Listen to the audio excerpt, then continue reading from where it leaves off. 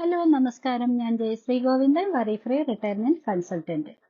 നമുക്ക് വാഹനം വാങ്ങിക്കാൻ ലോൺ കിട്ടും, വീട് വെക്കാൻ ലോൺ കിട്ടും, കല്യാണത്തിന് ലോൺ കിട്ടും, പഠിക്കാൻ ലോൺ കിട്ടും. ആ, നമുക്ക് ലോൺ കിട്ടാത്ത ഒരേ ഒരു കാര്യമുള്ളൂ, റിട്ടയർമെന്റ്. റിട്ടയർമെന്റ് ലൈഫിന് വേണ്ടി ലോൺ കൊടുക്കുന്ന ഏതെങ്കിലും ഒരു സ്ഥാപനമുണ്ടോ? നിങ്ങൾ ആരെങ്കിലും എവിടെയെങ്കിലും കേട്ടിട്ടുണ്ടോ? ഒരിടത്തും ഇല്ല. അപ്പൊ അതുകൊണ്ടാണ് റിട്ടയർമെന്റ് ലൈഫ് നമ്മൾ പ്ലാൻ ചെയ്യണമെന്ന് പറയുന്നത്. ബാക്കി എല്ലാ കാര്യവും മറ്റ് ഫിനാൻഷ്യൽ സ്ഥാപനങ്ങൾ പ്ലാൻ ചെയ്യും. നമ്മുടെ റിട്ടയർമെന്റ് ലൈഫ് നമ്മൾ തന്നെ പ്ലാൻ ചെയ്യും.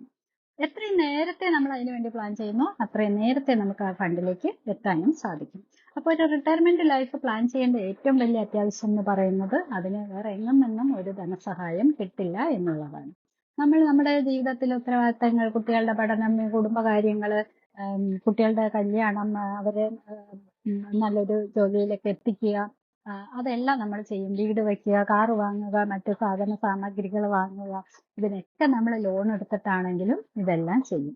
പക്ഷെ നമ്മുടെ റിട്ടയർമെന്റ് ലൈഫിലേക്ക് എത്തുമ്പോൾ നമ്മുടെ എല്ലാ കാര്യങ്ങളും കഴിഞ്ഞ്, പ്രാരാബ്ദങ്ങളും കഴിഞ്ഞ് നമുക്ക് ഒരു പൈസ പോലും സേവിങ്സ് ഇല്ലാത്ത ഒരവസ്ഥയിലേക്ക് എത്തും. ആ സമയത്ത് നമുക്ക് എവിടെന്നെങ്കിലും ലോൺ കിട്ടുമോ? മുന്നോട്ടുള്ള നമ്മുടെ ജീവിതം എങ്ങനെയായിരിക്കും? അതിനുവേണ്ടി നമുക്ക് എവിടെയെങ്കിലും ലോൺ കിട്ടുമോ? ഒരു പ്രായം കഴിഞ്ഞ ഒരു ബാങ്കുകാരും ഒരു കാര്യത്തിനും ലോൺ തരില്ല.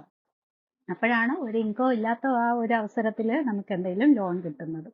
അപ്പൊ നമ്മുടെ ജീവിതം അവിടെ വഴിമുട്ടി. അങ്ങനെ വഴിമുട്ടുന്നിടത്താണ് പലരും മറ്റുള്ളവരെ ആശ്രയിച്ച് നാട്ടുകാരുടെ ദയയിലോ അല്ലെങ്കിൽ ഏതെങ്കിലും വൃദ്ധസദനത്തിലൊക്കെ കഴിച്ചു കൂട്ടേണ്ടി വരുന്നത്.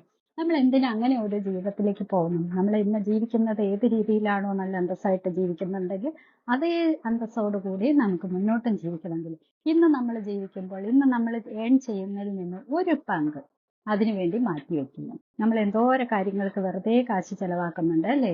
ഒരുപാട് ആർഭാടങ്ങൾ കാണിക്കാൻ, ഒരു കല്യാണം വന്നാൽ പോലും കുടുംബത്തിലെ എല്ലാവർക്കും ഡ്രസ്സ് എടുക്കുക, എന്തെങ്കിലും ഒരു പ്രത്യേകിച്ച് അവസരങ്ങളൊക്കെ വരുമ്പം എന്താണ് ബർത്ത്ഡേ, അത് ഇതെന്നൊക്കെ പറഞ്ഞിട്ട് നമ്മൾ എന്തോരം പൈസയാണ് വെറുതെ കളയുന്നത്. അതിൽ നിന്ന് ഒരു പങ്ക് മാറ്റി വെച്ചാൽ മതിയല്ലോ. ദിവസം കുടിക്കുന്ന ചായയുടെ കാശെങ്കിലും നമ്മൾ മാറ്റി വെച്ചാൽ നമുക്ക് റിട്ടയർമെന്റ് ലൈഫിലേക്ക് ഒരു മുതൽക്കൂട്ടാകാനായിട്ട് സാധിക്കും.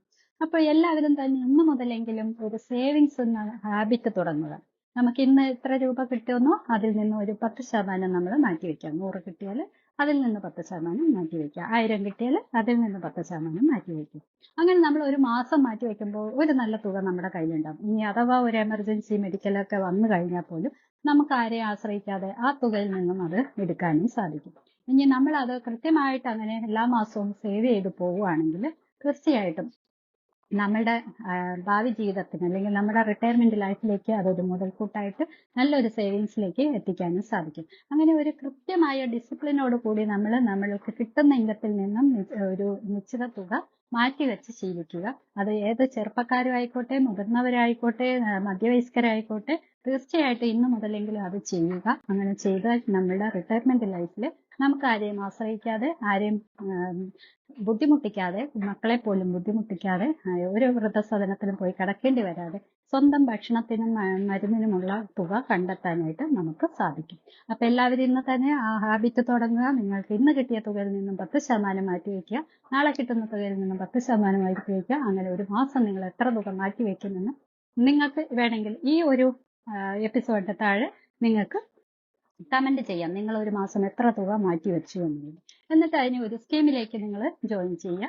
ആ സ്കീമിലേക്ക് കൂടെ നിങ്ങൾക്ക് എല്ലാ മാസവും കൃത്യമായിട്ട് അടച്ചു പോകാം. അങ്ങനെ അടഞ്ഞു പോയി കഴിഞ്ഞാൽ നിങ്ങളുടെ ഒരു റിട്ടയർമെന്റ് ആകുമ്പോഴത്തേക്കും നിങ്ങൾക്ക് നല്ലൊരു തുകയിലേക്ക് എത്താനും കൃത്യമായ ഒരു റെഗുലർ ആയിട്ടുള്ള ഒരു ഇൻകം നിങ്ങൾക്ക് വാങ്ങിക്കൊണ്ട് നിങ്ങൾക്ക് അന്തസ്സോടെ കൂടെ ജീവിക്കാനും സാധിക്കും. അപ്പൊ കൂടുതൽ വിവരങ്ങൾക്ക് ഞങ്ങളെ കോൺടാക്ട് ചെയ്യുക. അതുവരെ അടുത്ത ഒരു എപ്പിസോഡിൽ കാണും വരെ എല്ലാവരും ടേക്ക് കെയർ. Bye bye.